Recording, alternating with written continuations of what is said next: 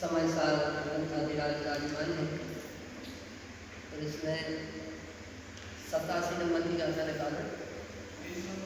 Page number हम आपको एक मिनट बताते हैं, शायद 195 होगा।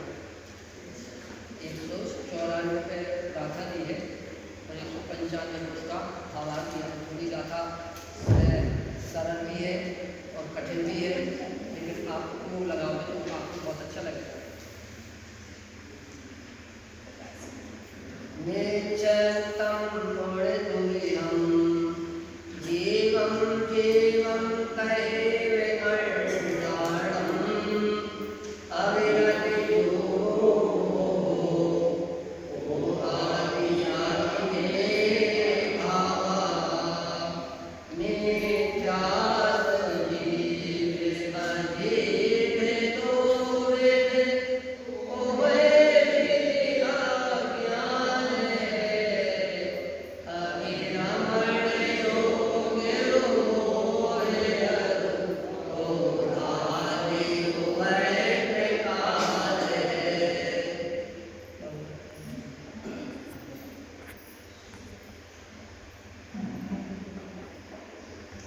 क्या बोला?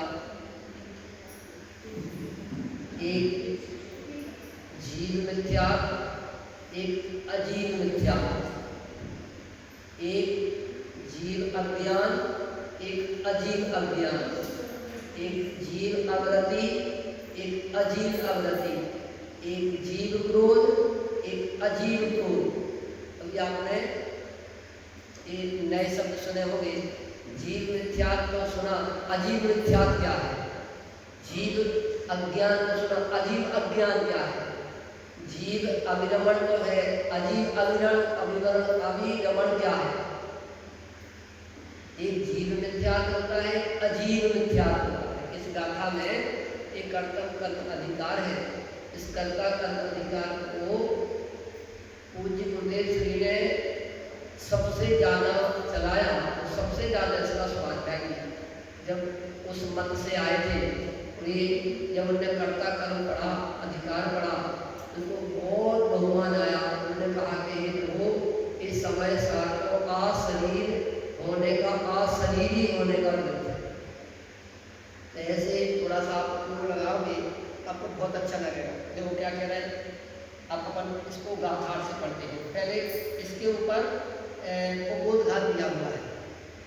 परद्रव्य के कर्ता कर्म करने की मान्यता को अज्ञान कहकर यह कहा है कि जो ऐसा मानता है सो मिथ्या दृष्टि है। अब यहाँ आशंका उत्पन्न होती है कि यह मिथ्यात्व आदि, मिथ्यात्व आदि, मिथ्यात्व आदि मतलब आदि, मिथ्यात्व आदि मतलब मिथ्या, अवृत्ति, निर्माण, कसाय, योग, क्रोध, अज्ञान आदि। मिथ्यात्व आदि भाव क्या वस्तु है? मिथ्यात्व आदि भाव क्या वस्तु है? अब ध्यान से सुनना प्रश्न का। यदि उन्हें जीव के परिणाम कहा जाए, किसे? मिथ्यात्व आदि को जीव के परिणाम कहा जाए, तो पहले दादाजी भावों को पुद्गल का परिणाम कहा था। कहाँ? 75 नंबर की गाथा में पुद्गल जितना भी मिथ्या, अवृत्ति, प्रमाद, कसाय, राग, द्वेष, विकारी भाव है, ये किसके हैं? पुद्गल के। जैसे रोटी में कौन व्याप्त है? रोटी का कर्ता कौन है? वायु, चकला, बेलन, अग्नि, चूल्हा, गैस, तवा, कौन है रोटी का कर्ता? अरे बोलो, इनको इनसे पूछो कौन है रोटी का कर्ता? आप बोलो रोटी का कर्ता कौन है? वायु। रोटी किसने बनाई? वायु ने। बोलो, अगर कहीं वायु ने रोटी बनाई होती तो वायु को पहले चक्की में पिसना पड़ता और वायु का बनता आटा और फिर बनती रोटी। तो फिर रोटी का करता कौन? आटा। अने रोटी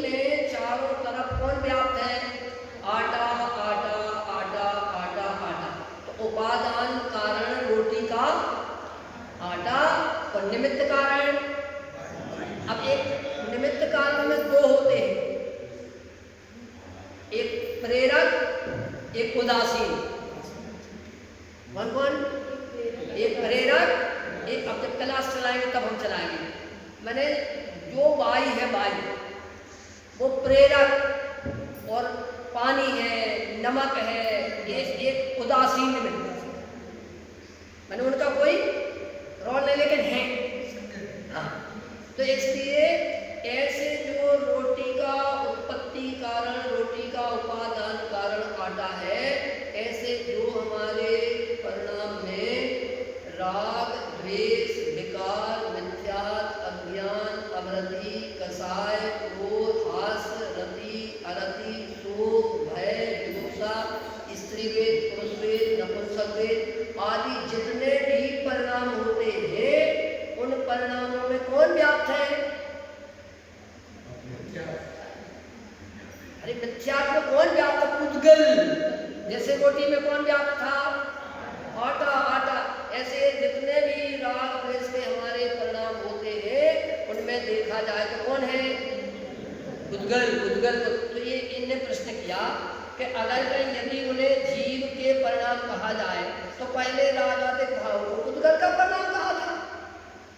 आप ही ने कहा था 75 नंबर की गाथा में एक आय के पुद्गल के कौन के परिणाम है? देखो निकालो। अब अपन दूसरी जगह से नहीं रही से पूछो, निकालो 75 नंबर की गाथा। 75 नंबर की गाथा निकालो। 75 देखो मिल गई। पेज नंबर आपका 168। जो कर्म का परिणाम कर्म का परिणाम है, जो नहीं करे जो मात्र जाने वही आत्मा ज्ञानी है। क्या करें? इस प्रकार आत्मा इस परिणाम कर्म के परिणाम को तथा नौकर्म के परिणाम का नहीं करता, किंतु वह क्या करता है? इनको जानता है। इन सब में कौन व्याप्त है? पुद्गल। पुद्गल। पुद्गल। तो तुमने पहले इनको यदि आप जीव के कहोगे तो पहले तुम पुद्गल के कहे आए। अब दूसरा प्रश्न, और अभी उसी में आ जाओ जो हम निकाल रहे थे था 194 पेज पे। यदि पहले इनको रागादिक को पुद्गल का परिणाम कहा था, उस कथन का विरोध आता है। तो पहले तो कह रहे थे कि पुद्गल आदि या मिथ्यात्व आदि, अमृति आदि, अज्ञान आदि, राग द्वेष आदि कौन के हैं? पुद्गल के। और अगर तुम्हें पुद्गल के हैं, अगर तुम को जीव के कहते हो तो तुम्हारी बात का पाठ हो जाएगा। और यदि उन्हें पुद्गल का परिणाम कहा जाए तो जिनके साथ जीव को कोई प्रयोजन नहीं है, उनका फल जीव क्यों प्राप्त करे? पहले तो तुमने इनको काय का कह रही थी ये पुद्गल के परिणाम है, हम तुम्हारी बात मान रहे थे कि तुम्हारी पुद्गल के परिणाम है। अब अगर तुम इनको जीव के कहते हो तो फिर तुम पहले पुद्गल के काय कह रहे थे? और अगर तुम ये पुद्गल के हैं, राग द्वेष पुद्गल के हैं, तो फिर जीव को इनसे क्या लेना देना? ऐसे ऐसा उपोदा। अब देखो, अब उसका इसलिए एक गाथा पर उत्पत्ति हुई 87 नंबर की। अब ध्यान से पढ़ना। जो मिथ्यात्व कहा है वह दो प्रकार का है। कौन? मिथ्यात्व दो प्रकार का, एक जीव मिथ्यात्व और दूसरा अजीव मिथ्यात्व। अब अपना दिमाग खटकेगा। जीव मिथ्यात्व तो हम समझ गए कि जीव की परिणति में होने को जीव। अजीव मिथ्यात्व का है तो जिनको नया लगेगा आपको घबरा मत। हमें कोई उदाहरण दे रहा है तो आपको थोड़ा सा अच्छा लगेगा। मान लो कहीं तुम्हारे लिए निमंत्रण हुआ हो, रसगुल्ला परसा गया हो, बालूशाही परसी गई हो, और तुम्हारे मालपुआ परसे गए हो, और जुनार की रोटी परसी गई हो, मक्का की परसी हो, और सामान सब। अब हम आप पूछते हैं, मान लो खूब तेजी से पानी आने वाला हो, ठीक है, तो क्या खाओगे पहले? बोल भैया, भूख लगी है, 2 बजे तक तुम्हें भोजन नहीं मिला, ठीक है, तो थाली लग गई और अच्छे से भोजन अच्छे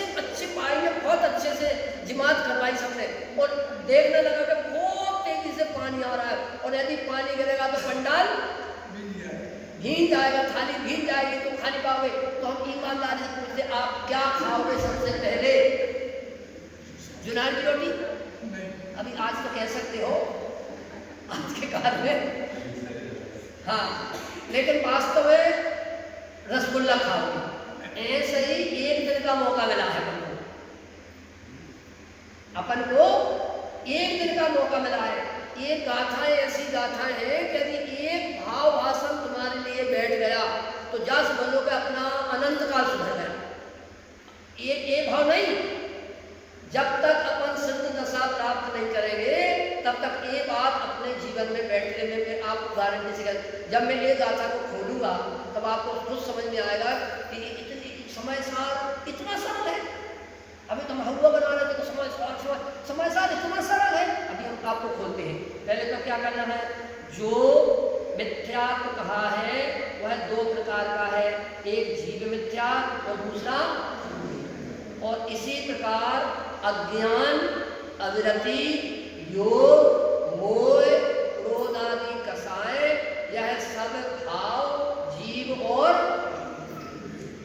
अजीव के भेद से, अब इसको हटाओ, एक जीव अज्ञान और एक अजीब अज्ञान, एक जीव आवृत्ति, एक अजीब आवृत्ति, एक जीव योग, एक अजीब योग, एक जीव मोह, एक अजीब मोह, एक जीव क्रोध, एक अजीब क्रोध, एक जीव कसाय, एक अजीब कसाय।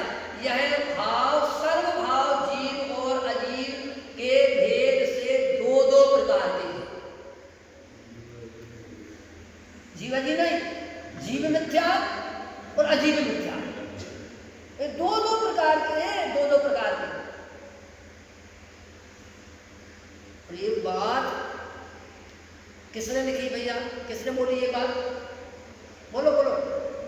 एक समय सार ग्रंथाधिराज किसने लिखा? आचार्य कुंद देव ने। कब लिखा? 2000 वर्ष पहले, 2000 वर्ष पहले है। एक गाथाएं लिखी गई है कुंद देव द्वारा। अब वे कह रहे हैं दो दो प्रकार के। टीका, मिथ्या दर्शन, अज्ञान, अविरति इत्यादि जो भाव है वे प्रत्येक मयूर और दर्पण की भांति जीव और अजीव के द्वारा भाए जाते हैं। फिर से ध्यान से सुनना, क्या बोला है? मिथ्या दर्शन, अज्ञान, अविरति इत्यादि जो भाव है वे प्रत्येक मयूर और दर्पण की भांति अजीव और जीव के द्वारा भाए जाते हैं। दर्पण देखा, मयूर देखी, तो मयूर और दर्पण का उदाहरण दिया, तो ये जीव और अजीव के द्वारा भाए जाते हैं, इसलिए वे अजीब भी हैं और कौन कौन कौन कौन कौन कौन बहुत अच्छे। ये मिथ्या दर्शन है, अविरति अज्ञान है, अविरति है, ये दो दो प्रकार के हैं, एक जीव और एक अजीब। कैसे? जैसे दर्पण और मोर। अब देखो दर्पण और मोर, इसे दृष्टांत से समझाते हैं। ये बात को हम कैसे समझा रहे हैं? दृष्टांत से।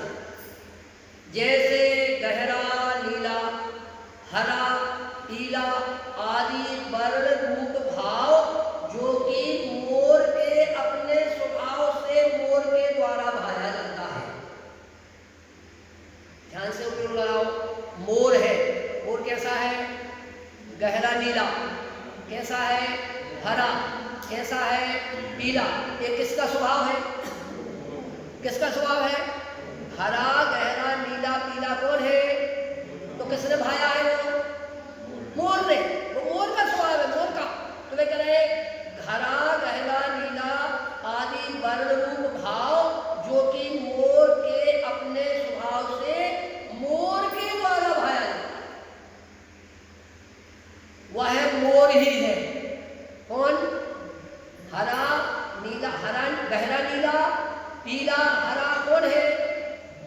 मोर ही है। मोर के द्वारा ही भाया गया, मोर ही है। और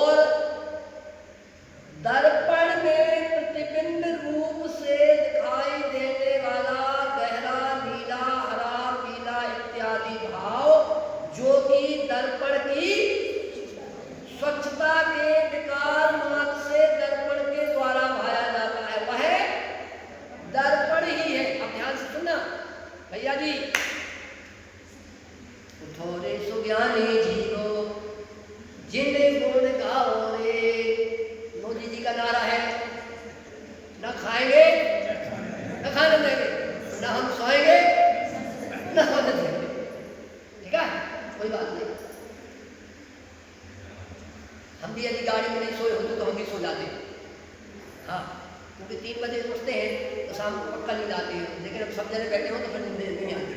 हाँ पक्का। चलो, ये जो दर्पण के सामने मोर खड़ा है, दर्पण के सामने मोर आया है, अब मोर खड़ा होने पर जो दर्पण में मोर झलक रहा है, कहाँ दर्पण में जो मोर झलक रहा है, मोर का प्रतिबिंब झलक रहा है, वो मोर है कि दर्पण है? बोलो बोलो बोलो बोल भाई।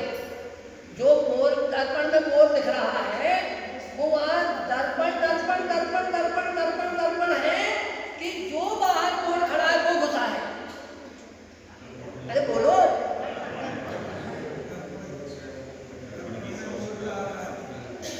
वो जो मोर अंदर दिख रहा है दर्पण में, वो बाहर से उसमें घुस गया तब झलका है?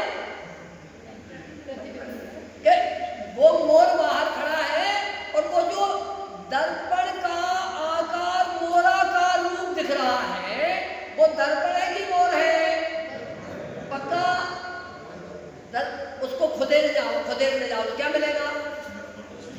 दर्पण ही दर्पण, दर्पण ही दर्पण, दर्पण। देखो एक दृष्टांत है, अब सिद्धांत इतना प्यारा मिलेगा कि आप उछल जाओगे।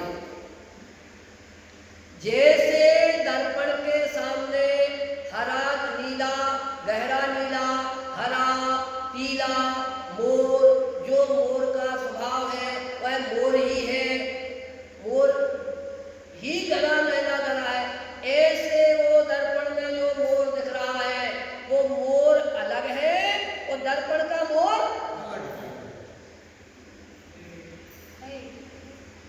बोलो बोलो। दर्पण में जो मोर है वो अलग है और ये अलग है? ये मोर है, उसमें जो प्रतिबिंब झलक रहा है वो दर्पण की स्वच्छता है, उसमें दर्पण में मोर, ना दर्पण मोर में आया है, ना दर्पण मोर में आया है और ना मोर दर्पण में घुसा है। वो वर्तमान दर्पण की स्वतंत्र योग्यता है। एक उदाहरण, दूसरा सुनो। जैसे स्फटिक मणि के सामने हमने लाल फूल रख दिया तो वो लाल फूल स्फटिक के लाल फूल के कारण स्फटिक मणि कैसा हो गया? हमने शब्द बोला है, ध्यान से सुनो। कैसा हो गया? कैसा हो गया?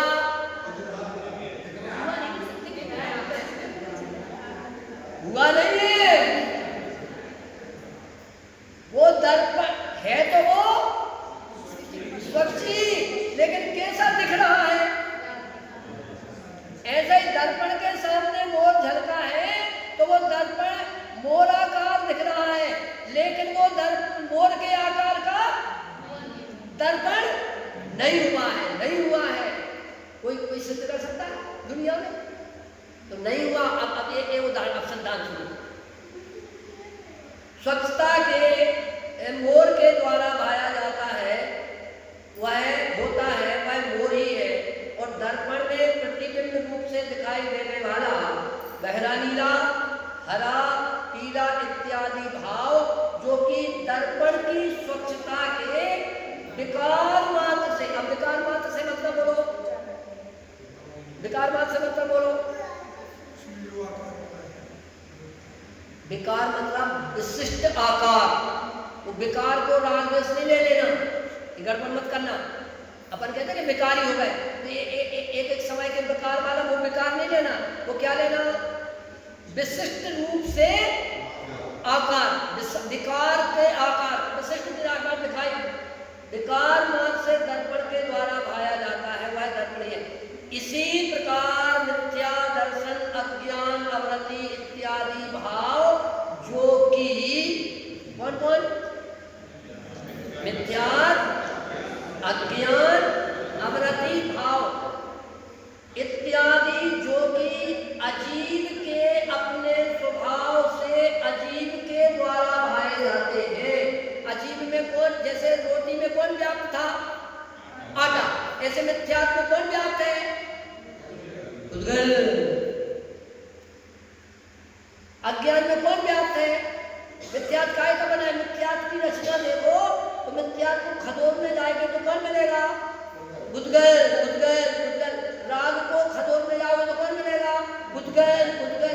रोटी में देखोगे तो क्या मिलेगा? आटा आटा आटा। ऐसे में कह रहे हैं कि मिथ्या दर्शन अज्ञान अमृत इत्यादि भाव जो कि अजीव के द्वारा, कौन के द्वारा बना है मिथ्या? अजीव के द्वारा। कौन के बना है मिथ्या? अज्ञान। अजीव के द्वारा। कौन के द्वारा बनी है अवृत्ति? अजीव के द्वारा। कौन के द्वारा बना है क्रोध? कौन के द्वारा बना? अजीव। अब देखना, एक द्रव्य क्रोध और एक भाव क्रोध। कितने प्रकार के हैं? 2 प्रकार के। जो ज्ञानावरणादि कर्म पुद्गलों से बने वो काय के हैं? द्रव्य क्रोध। और जो क्रोध रूप परिणाम हुआ वो काय का बना है? भाव क्रोध। तो क्रोध भी 2 प्रकार का, एक द्रव्य क्रोध और एक भाव क्रोध। तो वे यह करें कि मिथ्या दर्शन अज्ञान अमृत इत्यादि भाव जो कि अजीव के अपने द्रव्य स्वभाव से अजीव के द्वारा पाए जाते हैं वे अजीव ही हैं। और मिथ्या, अब ध्यान से उपयोग लगाना, और मिथ्या दर्शन अज्ञान अवृत्ति इत्यादि भाव जो कि चैतन्य के विकार मात्र, काय के? वहां दर्पण काय के विकार मात्र था? दर्पण की स्वच्छता थी, वो दर्पण की स्वच्छता थी। यहाँ चैतन्य की स्वच्छता है। यहाँ चैतन्य चैतन्य में वो स्वच्छता है। जैसे दर्पण में वो स्वच्छता थी कि मोर उसमें झलक रहा था, घुस नहीं गया था। ऐसे ही उदय भाव से कहते, उदय भाव कर्म के उदय में होने वाले भाव को, तो ये मिथ्यात्व रूप कर्म का उदय, मिथ्यात्व रूप कर्म का, द्रव्य कर्म का उदय, उसके निमित्त से क्या हुआ? मिथ्यात्व रूप भाव कर्म। वो भाव कर्म चैतन्य की स्वच्छता में झलका। तो समझ में आया?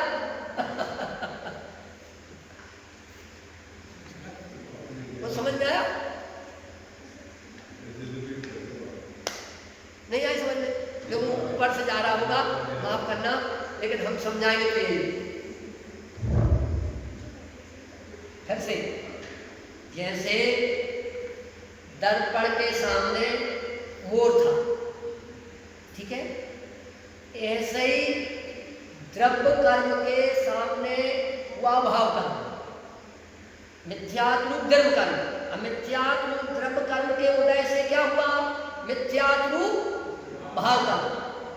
वो उदय भाव है ना, कर्म के उदय में होने वाला जो भाव उसे कहते हैं औदय भाव। तो यहाँ मिथ्यात्व का, पूर्व का मिथ्यात्व रूप कर्म का बंधन हुआ था। उस मिथ्यात्व रूप द्रव्य कर्म का उदय, उस द्रव्य कर्म के उदय से क्या हुआ? भाव कर्म। अब भाव कर्म वहां दर्पण के सामने जैसे मोर था, ऐसे भाव कर्म खड़ा हुआ। जैसे दर्पण के सामने मोर खड़ा था, ऐसे चैतन्य दर्पण के सामने कौन खड़ा हुआ? भाव कर्म झलका। तो द्रव्य कर्म का उदय तो बाहर रहा। वो जो जो जो जो मोर था ना, मोर, वो तो कहाँ है? बाहर। उस मोर का प्रतिबिंब किस पे पड़ा था? दर्पण पे। ऐसे द्रव्य कर्म के उदय से हुआ भाव कर्म, और भाव कर्म से, भाव कर्म काय में झलका? भाव कर्म काय में झलका? चैतन्य की स्वच्छता में। चैतन्य की, अब चैतन्य की स्वच्छता में झलका। तो वो जो भाव कर्म है, वो जैसे दर्पण उसमें नहीं घुसा था, मोर दर्पण में नहीं घुसा था, ऐसे भाव कर्म रूप मिथ्यात्व भी चैतन्य में नहीं घुसा। Very good. अगर भी उस चैतन्य में तुम जाओगे, खोदोगे, तो क्या मिलेगा? चैतन्यता, चैतन्यता, चैतन्यता। अब हुआ क्या था? तो वो चैतन्य रूप, लेकिन मिथ्यात्व के कारण, अज्ञान के कारण जीव को भ्रम हो गया। जैसे हमें भ्रम हो जाता है कि मोर काय में घुस गया, ऐसे हमें भ्रम हो जाता है कि रागी कौन हो गया, मिथ्यात्व कौन हो गया। देखो अब फिर से देखना, फिर से पीला इत्यादि भाव जो कि दर्पण की स्वच्छता के विकार मात्र से दर्पण के द्वारा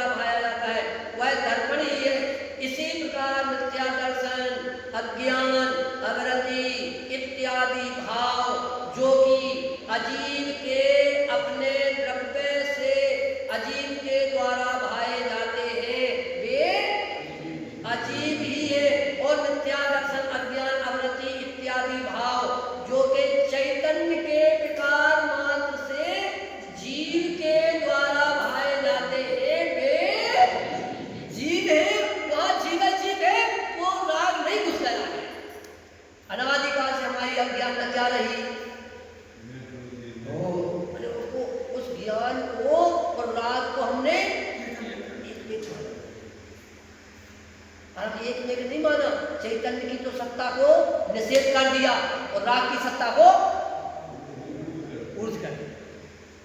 एक समय मात्र के लिए नहीं ऐसी अपन ने अपनी चैतन्य सत्ता को भिन्न देखा।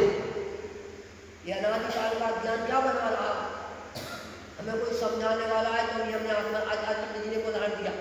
एक खरगोश था, शिकारी ने दौड़ लगाई उसको पकड़ने के लिए। अब वो थोड़ी दूर तो दौड़ा, लेकिन दौड़ते दौड़ते वो थक गया। उसको अब क्या करे, तो उसको रोड पे बैठ गया और आंख बंद करके और कान उस आंखों पे रख लिए। अब आंख बंद करी और कान पे उसके बड़े बड़े कान थे, उसने कहाँ रख लिए, आंखों पे। अब क्या बचा रहा है, अब हमें कोई अब हम सुरक्षित। अब बोलो, ऐसे हम हो गए। और ईमानदारी से बिल्कुल अपने अपने हृदय पर हाथ रख के पूछो, जिस मिथ्यात्व को सत्य रसन से भी बड़ा पाप कहा है, उसको मिटने के लिए हमारे लिए क्या पुरुषार्थ चलता है? बोलो जी। हम ऐसे बोल नहीं, ये हमें बहुत दुष्ट हैं, इनसे तो हम परहेज है, दिख नहीं जाए हमारी आंखों के सामने, उन इनसे तो परहेज है। लेकिन ये हमारे लिए दुख के कारण है, मिथ्यात्व को परहेज नहीं समझे,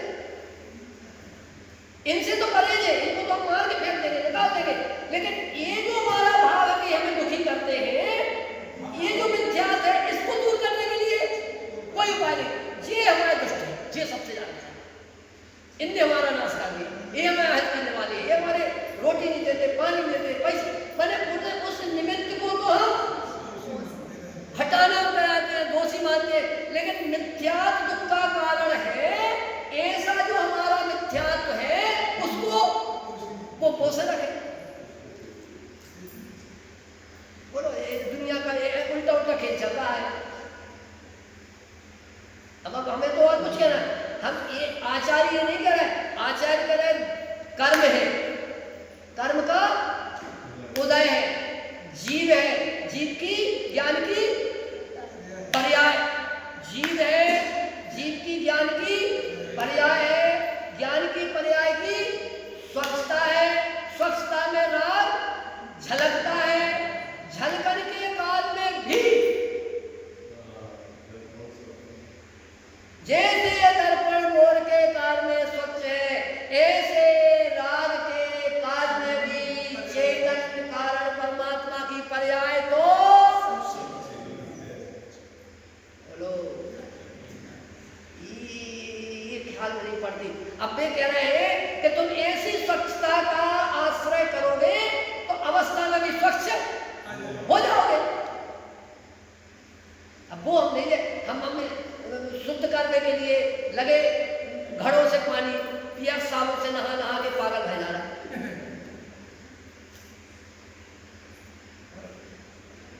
और भगवान के साथ रोज करे डंडे पीट पीट के, तुम तो सहज पवित्र यही निश्चय भयो, तुम पवित्रता हेत नहीं मंजन ठयो। और भगवान को धो धो के पतले करते रहे। बोलो भैया, ओके जा रहा है, कितनी बड़म्बना है। अब पढ़ो इन चीजों को, नहीं हाँ, ये ध्यान रखना, जिस दिन तुम्हारे लिए भगवान को स्पर्श करने का समय ना मिले, जिस दिन तुम भगवान को स्पर्श ना करो, ऐसे लगना चाहिए जैसे हमारे 32 साल का घोड़ा मर गया हो। क्या बोला, इतनी वेदना होना चाहिए। लेकिन ज्ञान, तुम तो सहज पवित्र ही निश्चित रहो।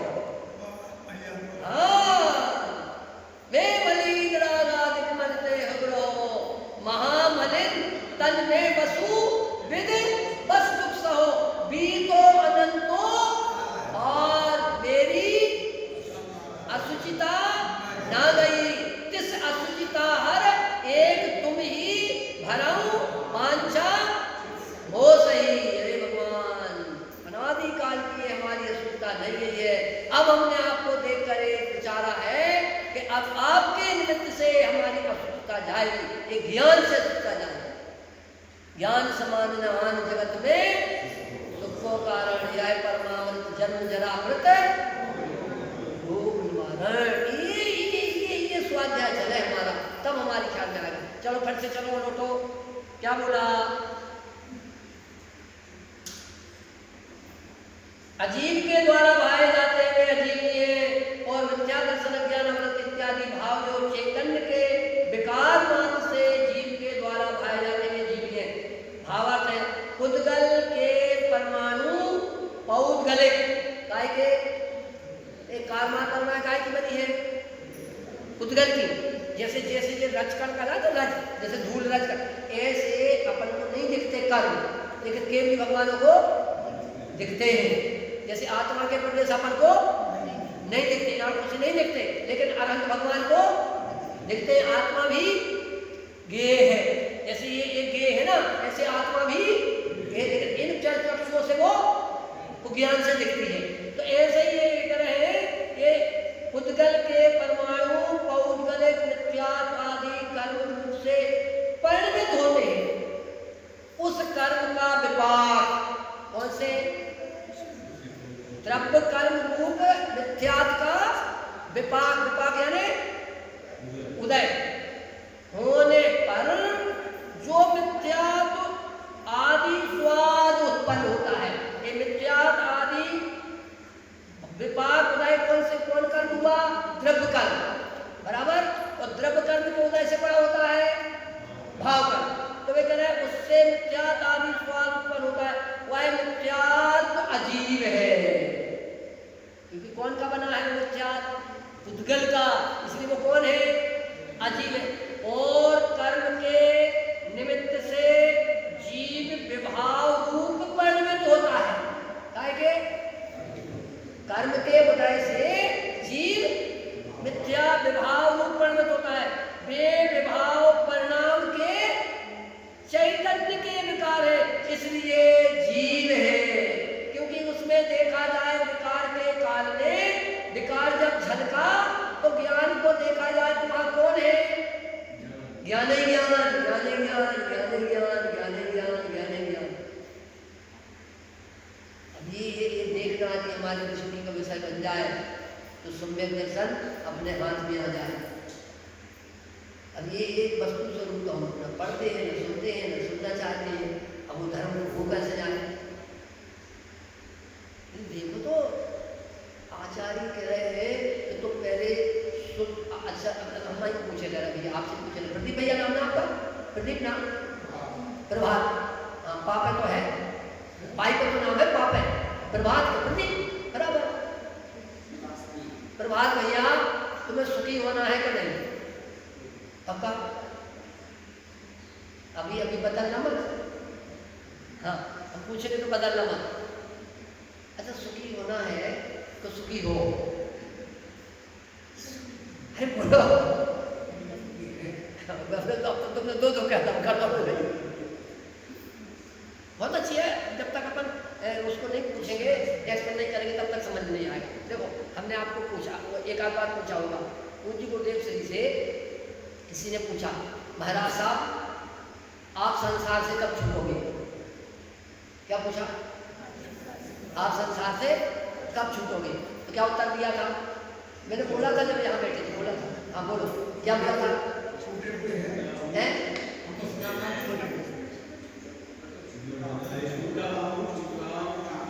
बहुत अच्छे, किसने बोला? ये या हमें ऐसे श्रोता चाहिए, समानों से नहीं चाहिए, हमें ऐसे चाहिए। छूटा हूं, छूट रहा हूं, छूट जाऊंगा। स्वभाव से तो संसार से छूटा हूं, एक चौकड़ी कसाय पूर्वक छूट गया हूं, वो कालांतर में छूट जाऊंगा। इसलिए सुखी हूं, सुखी होना नहीं है, मैं सुख स्वभावी हूं। ऐसे सुख स्वभाव का आश्रय करूंगा तो पर्याय में सुखी हो जाऊंगा। ये एक प्रमाणिक आना चाहिए। ऐसे हम छूटा देखे पहले,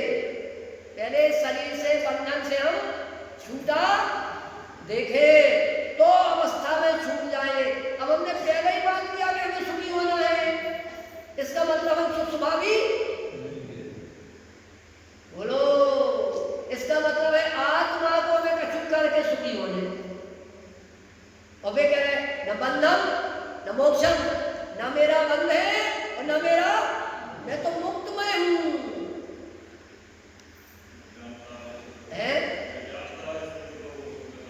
हाँ, ये पहले झूठा देखना पड़े हमें। अब देखो ऐसे झूठा देखना, इसके लिए कितनी पढ़ाई चाहिए? बोल भैया, झूठा देखना अपने को कितनी पढ़ाई चाहिए? बोलो। तुम्हारे घर में किसी धोबी के यहाँ से तुम चद्दर लाए और दूसरे का आ गए, ठीक है, और तुम वो अंगूठा छाप, पैसा खूब है, अंगूठा छाप दिखाओगे, पैसा खूब है। अब तुम दूसरे का चद्दर भूल से ले आए, अब तुम तानपुरी दे के सो रहे थे चादर में, अब वो आया, उसने धोबी से कहा, धोबी कहते हैं भैया वो वहाँ वो भैया ले गए, वो बदल गया। उन्होंने कोई बात नहीं, हमारे पड़ोसी में हम ले आ रहे हैं। अब भी गए, उन्होंने उसको उठाया, भैया भैया भैया ये चादर हमारा है, हमारा। उसने देखा, उसने समझाया। अब हम आपसे पूछते हैं, उस पढ़े लिखे अनपढ़ व्यक्ति को ये चादर मेरा नहीं है ऐसा स्वीकार करने के लिए कितना ज्ञान चाहिए? बोलो भैया, कितना ज्ञान चाहिए? ये चादर हमने रियल में देख लिया कि ये चादर हमारा भूल से आ गया है। अब वो चादर मेरा नहीं है ऐसा स्वीकार करने के लिए कौन से एलएलबी की पढ़ाई चाहिए?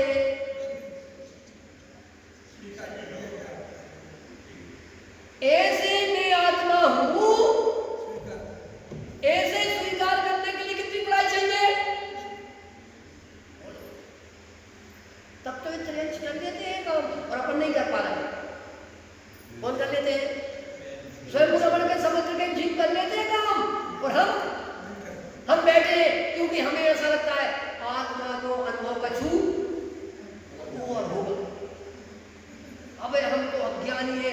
एक दादी माँ आई, एक दादी गाई, हमने दादी बैठी थी प्रवचन में, हमने दादी माँ से पूछा, दादी माँ आपका कौन सा गुणस्थान होगा, आपका कौन सा गुणस्थान है? दादी से पूछा हमने, तो दादी अब पढ़ी लिखी नहीं थी लेकिन सज्जन थी, भद्र प्रणाम थी, तो कहने लगे भैया हम तो हैं अनपढ़, सो हो वो हम आओ चौदमो, लेकिन तुम पढ़े लिखे उस तुम हो पहनो।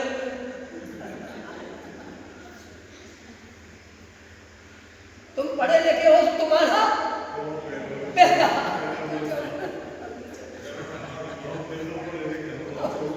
दोबारा बता रहा चौदमो, बोलो।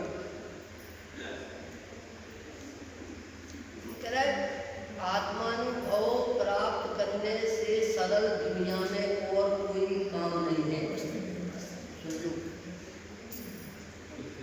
और मोक्ष महल की प्रथम सीढ़ी है।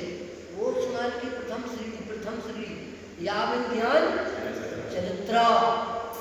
इतना सरल काम है, इतना सरल काम है, इतना सरल काम है कि जिसका कोई पारावार नहीं है। बस यदि कठिन है तो हमारी अरुचि के कारण। किसके कारण? हमारी अभेदना के कारण, हमारी उसके प्रति निरादर के कारण, हमारे प्रति उसके प्रति गरज नहीं है। हमें आत्मानुभूति की हमें क्या नहीं है? गरज नहीं है। सच्चे सुख की हमें गरज नहीं है, फिक्र नहीं है, चाह नहीं है, रुचि नहीं है, इसलिए हमें दूर लग रहा है। स्वयं समुद्र में 700 करोड़, कितने? 700 करोड़ अर्थात 7 अरब सम्यक दृष्टि ज्ञानी धर्मात्मा। कठिन हो तो कठिन हो तो कैसे कर देते? कैसे कर देते कठिन हो तो? बोलो। इसलिए ये जितनी चीजें यदि ऐसी आने लगे कि वास्तव में हमारी चेतन सत्ता इतनी पवित्र, हमारी चेतन सत्ता इतनी, तो आपको इतनी महिमा आएगी, इतनी महिमा। और जब तुम्हें अपनी महिमा आएगी तो तुम्हें सुनाने वाले की महिमा आएगी। तुम्हें अपनी महिमा नहीं आती इसलिए तुम्हें समझाने वाले की महिमा। एक गारंटी है। तुम्हें अपनी अपने ध्यान नहीं है इसलिए तुम्हें दूसरे पे भी ध्यान नहीं है। और थोड़ी बहुत याद वो आर्टिफिशियल आती है। देखा देखी, अरे अरे बेचारे बेचारे बेचारे, तुम्हें अपना अपना आत्मा दया करो पहले अपने पर आराधन से। आज की में एक बता, आज की हम एक अपना उदाहरण सुना, अपनी उदाहरण सुना देते थे। हमने पानी छाना और गैस पर रख दिया सोनागर में, और आज तो पूजा की किताब नहीं और समोसरण में ऐसी टेबल पे बैठी और याद आई कि गैस जल रही, तो कुकर में पानी रखा है, अब एकदम ने पानी रखी और कुत्ते ऐसे दौड़ लगाई। हम रास्ता में सोचत आ रहे हैं, बेटा इतनी फिक्र अगर भी तुमने हाथ की कभी होती तो सब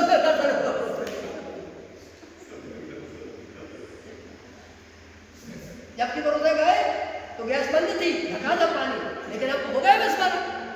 लेकिन इतनी देर तक हमारे मन में वो उथल पुथल मची रही कि आज हमने जनवाणी छोड़ी, और जब तक वहां तक गए तो उतनी देर तक हमारा चिंतन चलता रहा कि बेटा अगर तो तुमने इतनी महिमा अपने क्या भगवान की करी होती तो तुम्हें सम्यक दर्शन हो गया होता।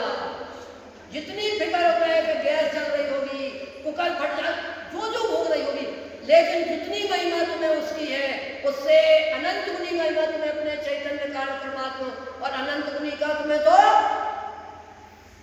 फिक्र ही नहीं है, दिन भर में याद ही नहीं आता। ये आत्मा नाम का कोई एक बहुत बड़ा पदार्थ है जिसकी एक समय की श्रद्धा का फल परिणति में कितने काल तक सुख मिलेगा? एक समय की कमाई। सोचो, और वो काम नहीं कर पा रहे, नहीं कर रहे। दुकान की कितनी फिक्र है, मकान की कितनी फिक्र है, पैसों की कितनी फिक्र है, शरीर की कितनी फिक्र है, रिश्तेदारी बनाने की कितनी फिक्र है, कोई हमसे कुछ ना कहे कितनी फिक्र है, अहित होने की नहीं, कोई कुछ नहीं कहे इसकी तो फिक्र है, लेकिन हमारा इससे क्या होगा इसकी फिक्र नहीं है। नहीं लगता है कि तब तो किसे कहते हैं हम पढ़ो, अब जब तुम ऐसे पढ़ोगे तब हमने 138 नंबर के कलश में भी 138 नंबर का कलश निकालो, 138 नंबर का कलश संवर अधिकार का होगा, देखो शायद कुछ पेज होगी, निकालो संवर अधिकार का 138 नंबर का कलश, 300 कुछ पेज होंगे पक्का हमारे पास,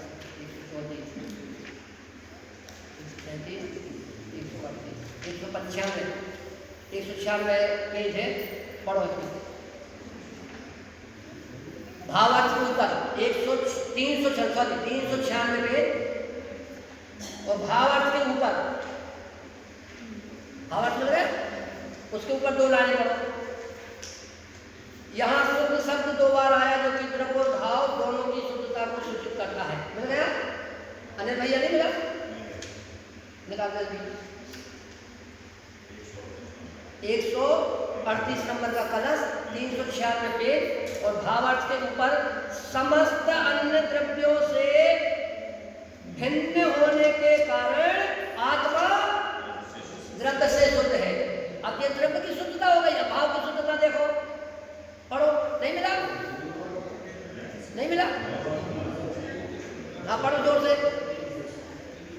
396 पेज, 96 पढ़ो नीचे का पेज। समस्त अन्य द्रव्यों से भिन्न होने के कारण आत्मा द्रव्य से शुद्ध है और पर के निमित्त से होने वाले अपने भावों से रहित होने से, बोलो, अपने अंतरंग में जो भाव उत्पन्न होते हैं काय के निमित्त से, काय के निमित्त से, कर्म के निमित्त से,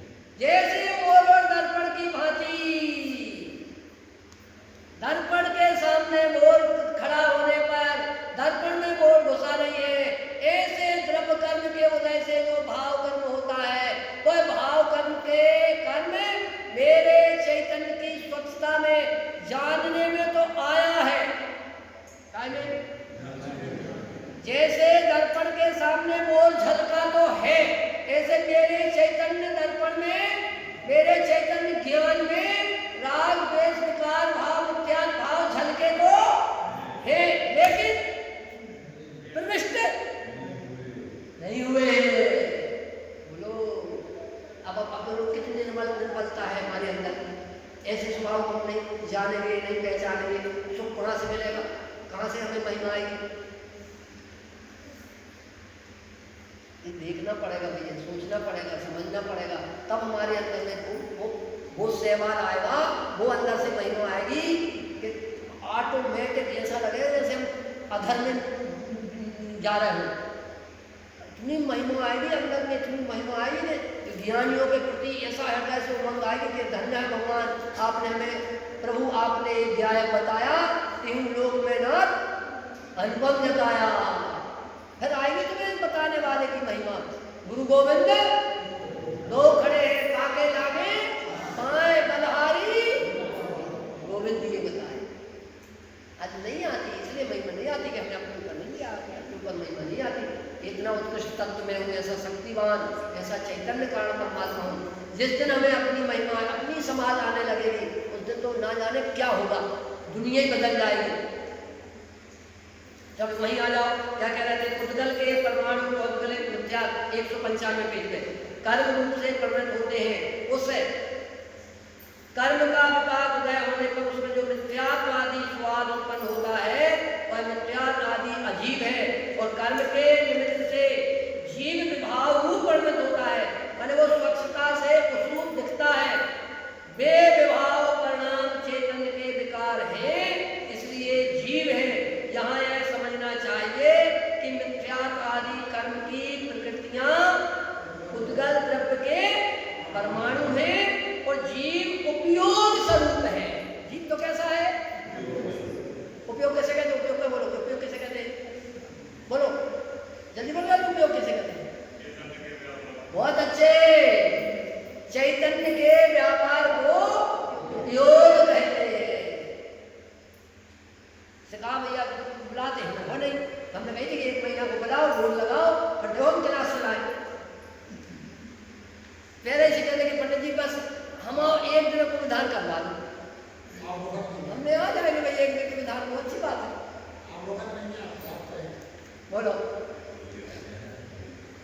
आज जोरदार बातें लिखी हैं समय साल में, गदगद हो जाए, बैठ जाओ चंद्र भगवान के पास, आ जाओ सब जने, हम सबको बुला लेंगे, सबको संभालेंगे। हमें तो बुलावे तैयार हो, तुम नहीं छोड़ सकते।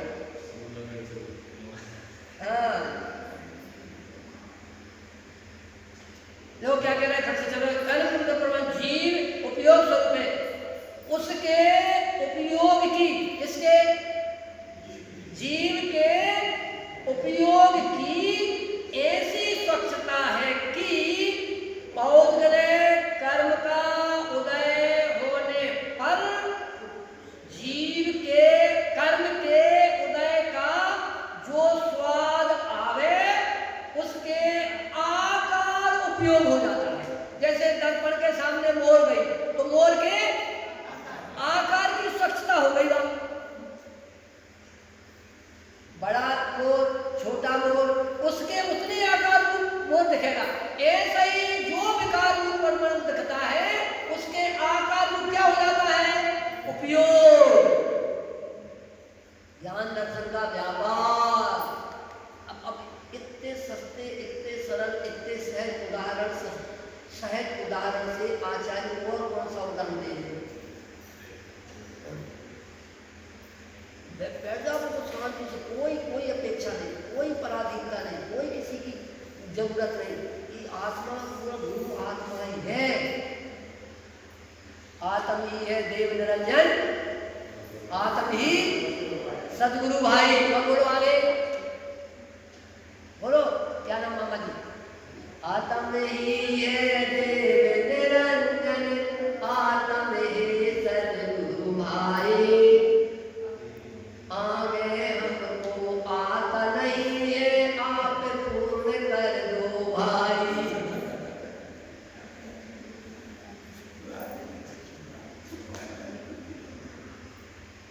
एक हमारे सुखदास पंडित जी थे, हमारे समैया चक्कर में, वो हमारी क्लास में आते थे, रामपुरा में। वो बोलते थे आत्म है गुरु निरंजन, आत्म ही सदगुरु भाई। आत्म को जैसे आत्म को कितने सारे आत्म के शब्द बहुत जोरदार है।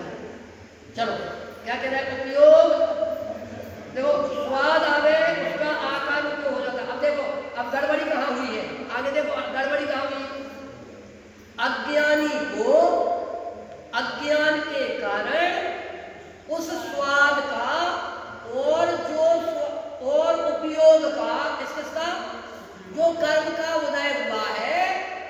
काल के उदय का और उपयोग का भेद ज्ञान नहीं है, इसलिए वह स्वाद को ही किस प्रकार, जैसे कुत्ता सूखी हड्डी चबाता है, खून तो अपने जबड़े से निकलता है और भ्रम उसको क्या हो जाता है, हड्डी, वैसे स्वाद आ रहा है।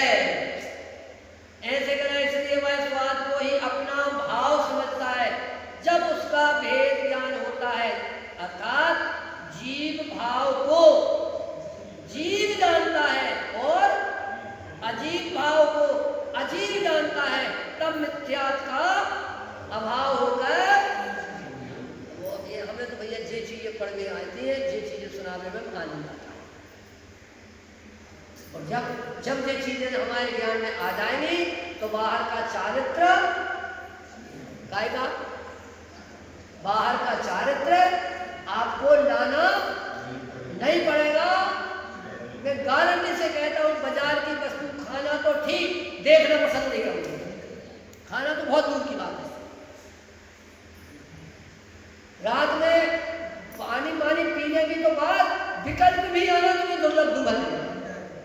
जिस दिन तुम्हें ये तत्व समझ में आ जाएगा, कह रहे नश्वर शरीर को क्या दे रहे हैं, इसके चक्कर में हम अपना चैतन्य कारण परमात्मा को संसार में क्यों डुबा रहे हैं। और तुम्हें 5 पापों से बचाने का उपदेश नहीं दिया जाएगा, सप्त व्यसन से छोड़ने का उपदेश नहीं दिया जाएगा, ऑटोमेटिक,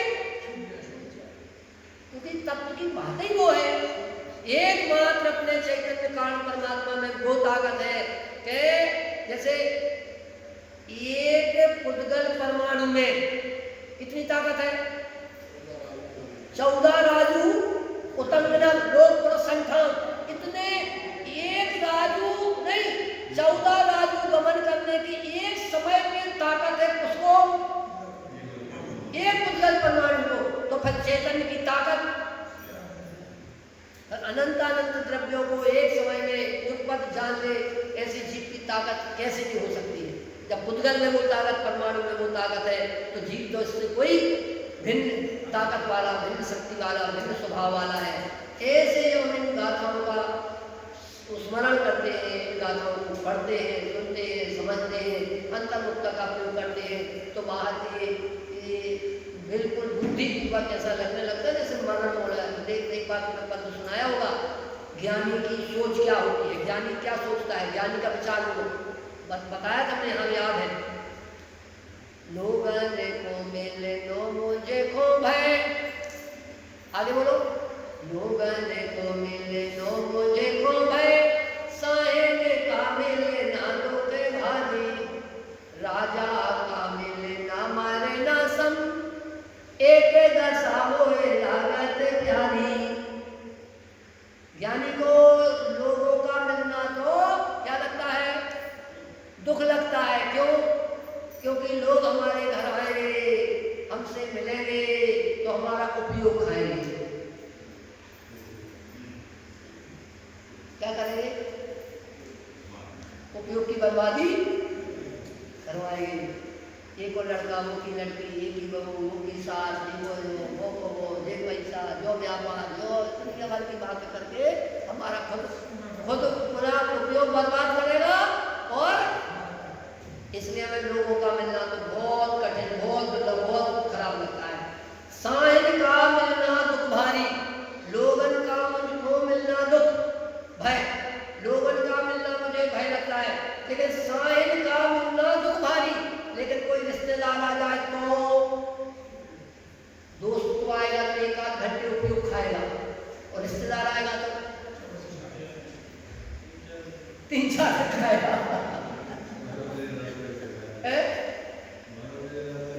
12 बजे रात तक बर्थडे करवाएगा। बोलो, इसलिए साहिल का मिलना तो मुझे बहुत दुख लगता है, क्योंकि वो आलू खुलाएगा, प्याज खुलाएगा, रात में खुलाएगा, बाजार का खुलाएगा, दुनिया भर के काम करवाएगा, तो हमारा तो बहुत उपयोग की बर्बादी लगती है, इसलिए बहुत दुख लगता है। राजा का मिलना मरना सम, ज्ञानी को राजा का मिलना तो कैसा लगता है,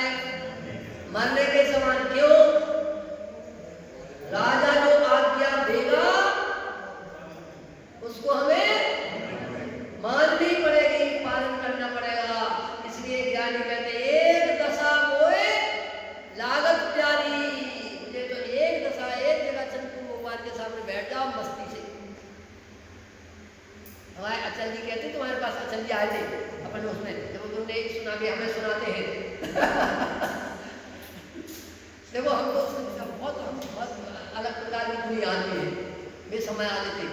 तो आप लोगों को बुलाने के लिए क्या रहे, अब भूल गए। सिद्ध बसे सिद्ध बसंते देव बसंते सिद्ध बसंते देवानाम। सिद्ध बसंते देवानाम, जो सिद्ध क्षेत्र में बसता है वह देव के समान है। सिद्ध बसंते देवानाम नगर बसंते मानवा, जो नगर में बसता है वो कौन है, मानव है। गांव बसंते भूतानाम,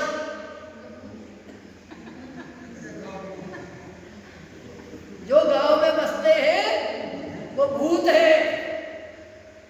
और वन बसंते दानवा, वन बसंते दानवा, जो वन में बसते हैं वो दानों के समान है।